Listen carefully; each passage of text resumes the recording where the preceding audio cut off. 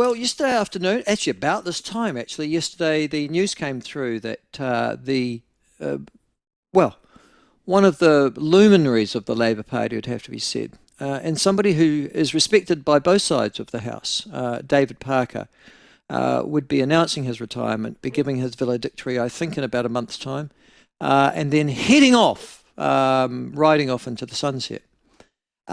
He has been a leading member of the Labour Party ever since he was elected, 2002. We're into 2025, so he's been there for 23 years. Good God, he's become institutionalised. I wonder if he'll be desperate to commit some minor crime and get back. But he's not going to in the meantime. He's an Otago boy. He went to Otago Boys High School. He was born in Roxburgh, which is sort of just down the road from me. Well, 80 kilometres away, but that is just down the road in central Otago. I think he's actually a near neighbour now, actually, but I'll talk to him about that in a second. He grew up in Dunedin. As I said, went to Otago Boys High School. Got himself a Bachelor of Commerce and a Bachelor of Laws. We always know he's going to get into trouble with those 2 degrees, particularly from Otago. But he did something really interesting. And while he was still a student, he co-founded the Dunedin Community Law Centre. I remember that starting up, in actual fact. But he's going to slope off now. But before he does so, he's going to have a chat to us. And he joins us now. David, welcome to the show. Great to have you on this afternoon. Thank you very much, Michael. It's a pleasure to be here.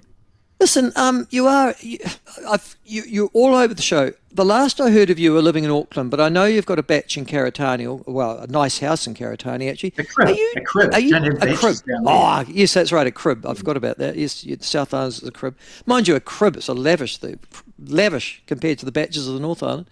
Are you just down the road in Terrace as well? Do you own property down in Terrace too? No, I don't, actually. No, my mum used to have many moons of place. She had a wee shack down there, which is really a real crib, down Murray Point Road. But no, I don't. I do camp most years up by the Manahira Kia near Ophir. Oh, yeah, okay. Courtesy of a local farmer down there. But no, it's a beautiful part of the world, though, that you live in, Michael. Yes, it is. And I'll tell you what, growing like Topsy as well, that's one of the things I've noticed, David, is that the future of Otago seems to be very much central Otago and Lakes, doesn't it, in terms of population and business? Yeah. There's a lot of expat money actually comes in. There's also a lot of Dunedin money finds its way up central Otago when people retire, and it's a very prosperous and successful area. Listen, you fell off your roof at the start of this parliamentary term. What the hell were you doing on your roof? Members of Parliament aren't generally very good at tradie stuff. Oh, I actually am. I could build a house. It might be a bit rough, but I'm not a bad builder. I'm a bit of a bricklayer too, and a plasterer. I actually like doing practical things.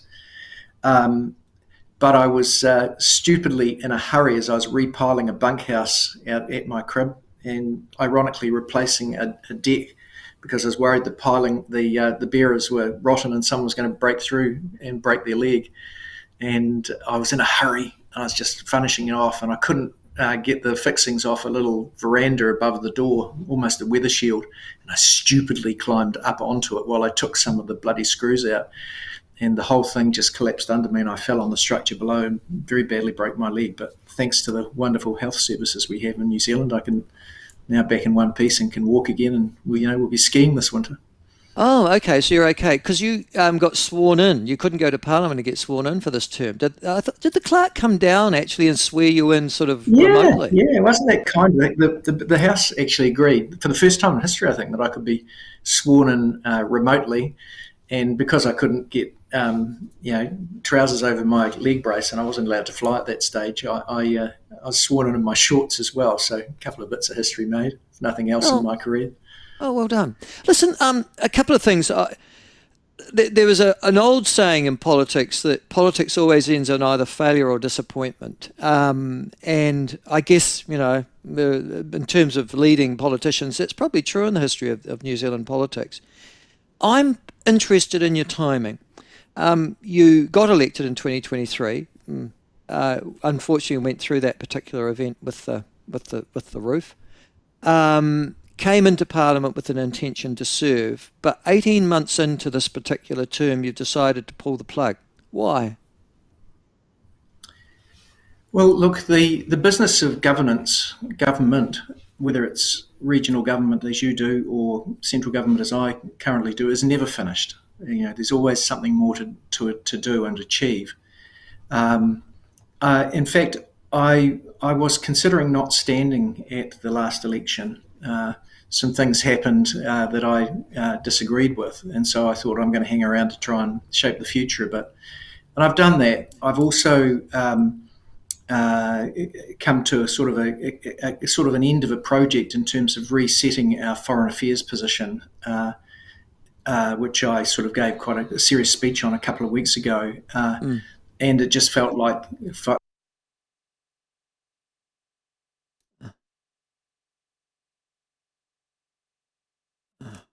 I'm sorry, we've just lost David, and that was just starting to get interesting. So we'll try and get him back for you straight after this. Yes. Can I say, David, the issue we referred to, if you remember rightly, prior to the 2023 election, there was the issue of tax that took place in the Labor Party. It was a Labor government at the time. Chris Hipkins was doing the bonfire of Ardern policies, and there was a dispute as to whether or not there'd be a capital gains tax. The government would go to the election. This is a Labor government, a capital gains tax or a wealth tax. And as a consequence of that, I remember that David was a revenue minister, and I think from memory he was very strongly in favour of a wealth tax, which may have been a capital gains tax. David, sorry we lost you there, but we've got you back again. That's all right. It's technology. Listen, I was just explaining to our listeners the issue that you referred to was whether or not Labor should go into the 2023 election, I think, with either a capital gains tax, a wealth tax, or both. Have we got to that stage where, I mean, I know you've advocated for something similar, but what would you be advocating for now, and what do you think should be the end position of Labor heading into the next election? Is it a wealth tax or a capital gain tax, or both? Well, I'll just go back a step. I was made Minister of Revenue by Jacinda Ardern, and I sort of did a deal with her and Grant Robertson that I would break open the actual tax position of the very wealthy in New Zealand. We changed the law to enable the collection of information for policy purposes rather than tax administration purposes. And then we did a database study collecting the income, wealth and tax data from some of the richest people in the country. That was all done by Inland Revenue with advice from Treasury, the OECD and a panel of experts. All of the information was held secret and not used for tax enforcement and had very high rates of compliance from those who were being studied. We proved through that study that the effective tax rate for the very wealthy in New Zealand on tax on their income is around 9%. And then the amount of consumption GST, which is a big part of the New Zealand tax system that the very wealthy pay in New Zealand is under 1%, around 0.6%. Now, if you contrast that with someone who earns their income from what you do, or most people who are salaried, most people pay an average income tax rate, an average, not a marginal tax rate, of around 25 to 30%. Some high income earners pay higher than that. And in addition, we all pay GST. Most of us spend about 2/3 of our income every year on GST inclusive goods and services. It's slightly regressive up the income scale, but someone in the lowest decile pays about 11% of their income. Someone in the ninth decile pays about 7 or 8% of their income, in addition to the 25% or 30% of tax. So the average middle class person in New Zealand most years pays around 25%, maybe 30% total of their income on tax, including GST and income tax, whereas the super wealthy pay about a half to a third of that, and that's just not fair. It also drives economic inefficiencies, as well as over time these concentrations of wealth grow faster than the rate of growth in the economy, because the rate of return on large pools of capital after inflation and tax is higher than the rate of growth in the economy, and therefore it is a simple arithmetic equation, as Thomas Piketty proved, that R is greater than G, those rates of return are higher than growth in the economy. And because these people have such enormous investment surpluses that they don't spend, the share of wealth held by the top 1% grows ever larger. Bottom 50% only have 6% of all wealth between them, so effectively the extra going to the top 1% is coming at the cost of the middle class.